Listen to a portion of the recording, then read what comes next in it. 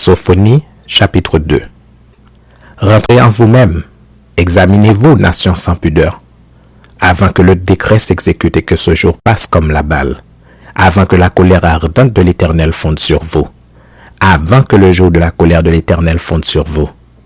Cherchez l'Éternel, vous tous humbles du pays qui pratiquez ses ordonnances. Recherchez la justice, recherchez l'humilité. Peut-être serez-vous épargnés au jour de la colère de l'Éternel. Car Gaza sera délaissé, Ascalon sera réduit en désert, Asdod sera chassé en plein midi, Écron sera déraciné. Malheur aux habitants des côtes de la mer, à la nation des chrétiens. L'Éternel a parlé contre toi, Canaan, pays des Philistins.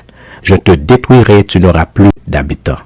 Les côtes de la mer seront des pâturages, des demeures pour les bergers et des parcs pour les troupeaux. Ces côtes seront pour les restes de la maison de Juda. C'est là qu'ils paîtront. Ils reposeront le soir dans les maisons d'Ascalon, car l'Éternel, leur Dieu, ne les oubliera pas et il ramènera leurs captifs. J'ai entendu les injures de Moab et les outrages des enfants d'Ammon, quand ils insultaient mon peuple et s'élevaient avec arrogance contre ses frontières. C'est pourquoi je suis vivant, dit l'Éternel des armées, le Dieu d'Israël. Moab sera comme Sodome, et les enfants d'Ammon comme Gomorrhe. Un lieu couvert de ronces, une mine de sel, un désert pour toujours. Le reste de mon peuple les pillera, le reste de ma nation les possédera. Cela leur arrivera pour leur orgueil parce qu'ils ont insulté et traité avec arrogance le peuple de l'Éternel des armées.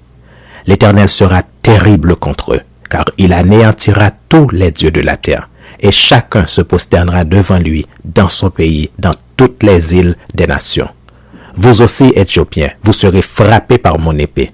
Il étendra sa main sur le septentrion, il détruira la Syrie, et il fera de Ninive une solitude, une terre aride comme le désert.